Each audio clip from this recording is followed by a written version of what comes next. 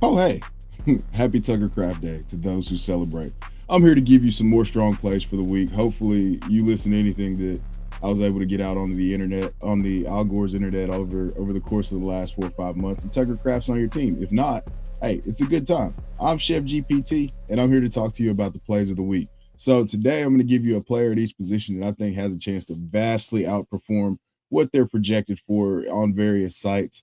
And so I'm going to give you a quarterback, a wide receiver, a tight end, and a running back that I think are going to be strong plays if you decide to do any DFS or anything like that. And if you do, hop over on Fast Draft, use promo code CHEV90 and get up to $50 deposit match. So anyway, without further ado, let's get into it. My quarterback is going to be Dak Prescott. Dak Prescott takes on the New York Giants career-wise against the New York Giants. He's got 29 touchdowns and 8 interceptions. In the last 3 meetings, he's combined for 6 touchdowns in those games.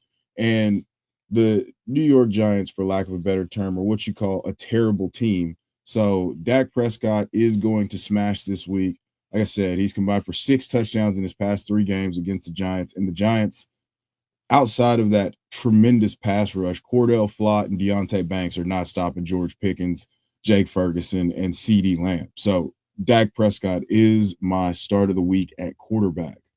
Moving on to running back, my running back start of the week is going to be, I'm going to give you a twofer here. My first running back start of the week is going to be one guy that I've been extremely bullish on since he was marked safe in the NFL draft, and that is going to be Mr. Chase Brown. Chase Brown is taking on the Jacksonville Jaguars in a 50-point over-under. He forced 7 forced missed tackles. That was the most in the NFL in week 1. And he was generating 2.52 yards per contact, good for 10th. And I think that this Jacksonville front offers a get right spot. Chase Brown only had, he was able to fall into the end zone. He handled the workhorse role, handling a 13% target share.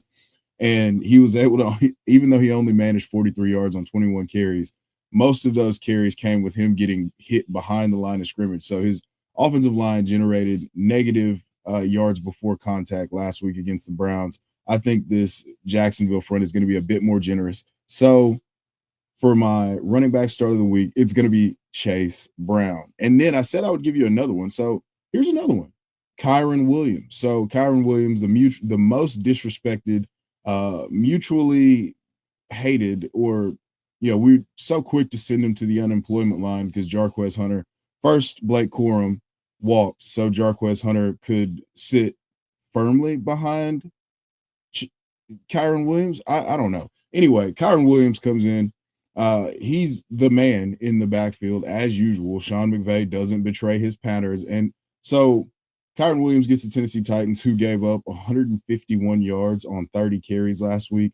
I think that is going to be a problem for the Tennessee Titans run defense moving forward. So Kyren Williams is going to be my start of the week. He's a workhorse and a good offense, and the reports of his demise were greatly exaggerated. So we're talking about a guy who is absolutely undervalued, and I think he has a chance. He was my running back 7 on the week. I think he has a chance to finish as the top play. Well, maybe not the top play because Derrick Henry is my favorite running back this week, but it's too obvious. You're starting Derrick Henry with full confidence, and you're putting him in DFS lineup. So why would you? Like, why? Why wouldn't you? So anyway, Chase Brown, okay. Chase Brown, Kyren Williams, my running back starts of the week. Moving on to wide receiver. You only get one wide receiver now. And that wide receiver for me is going to be Brian Thomas Jr. Yeah, you're starting Brian Thomas Jr., but after that debut, you might be a little discouraged by what you've seen from him. So there's reason where you could potentially move away from Brian Thomas. But here's the deal. Brian Thomas Jr. is still him. Trevor Lawrence was absolute dog water last week, and that robbed us of what could have been, a fantasy soothing game, which we've been starved for football for so long that we're taught, like, you have all these player takes. You have guys saying that Brian Thomas Jr. is going to be the number 1 wide receiver overall. You have guys that are saying Travis Hunter is going to, usurp Brian. Well, none of that can happen if Trevor Lawrence can't hit the broadside of a barn, or if you put him in the ocean, he couldn't get wet.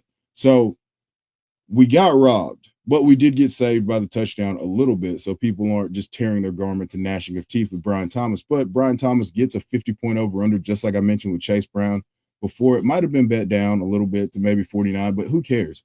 It's over 47, and we're in week 2 for two defenses that we don't think are going to be, just absolute stalwarts or do their best impression of last year's Eagles defense or the 85 Bears or the 2000 Ravens. So Brian Thomas Jr. is a guy that I'm extremely excited about this week. I think he has a massive game in a get right spot where he's got two other alpha receivers and Travis Hunter nipping on his heels for him to prove that he is amongst the elite of the elite at the position.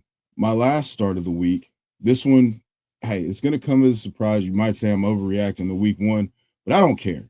I'm going Juwan Johnson, tight end for the New Orleans Saints. Juwan Johnson is one of my favorite deep sleeper tight ends at the position. You can just go. He might still be on waivers in quite a few leagues because your waivers ran. Everybody was like, I don't want a piece of the Saints offense. But let me just throw some numbers at you. Last week, Juwan Johnson is first.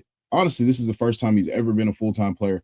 Foster Moreau and Taysom Hill have always vultured, or not even vultured, just taken snaps away from him being on the field. So the former converted Oregon Duck wide receiver is out there. I mean, he's got a 90+% route participation rate.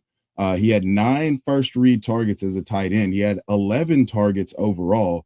Those are elite numbers. He finishes with 9 receptions. He nearly had a touchdown, a game-tying touchdown. He was targeted in the end zone on. So Juwan Johnson is one of my favorite plays of the week because he's going to get a full-time role for volume, and we love athletes that are plus athletes at the tight end position because they're going to be able to get creative after the catch. But regardless, hey, forget all that. Forget all that. This is a guy who had 9 first read targets as a tight end. So he could end up being, that was good for second on the team behind Chris Olave.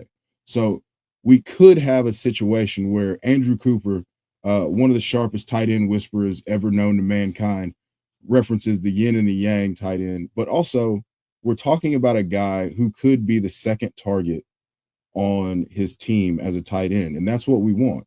So Juwan Johnson taking on the San Francisco 49ers. They're still getting things figured out in terms of their pass coverage. They lost Talanoa Hufanga and Dre Greenlaw. They've stepped in with D Winters, but they still got some coverage things to get figured out. I know Robert Saleh probably will. So Juwan Johnson, way too much information. Juwan Johnson is my tight end start of the week.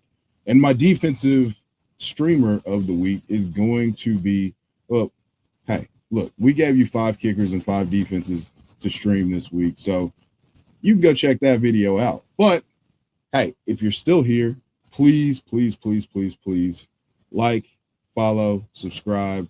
If you want to find more of my work, I'm over on the Twitter X at Chev90. And until next time, there's ball watchers and there's ball knowers. Assign yourselves accordingly.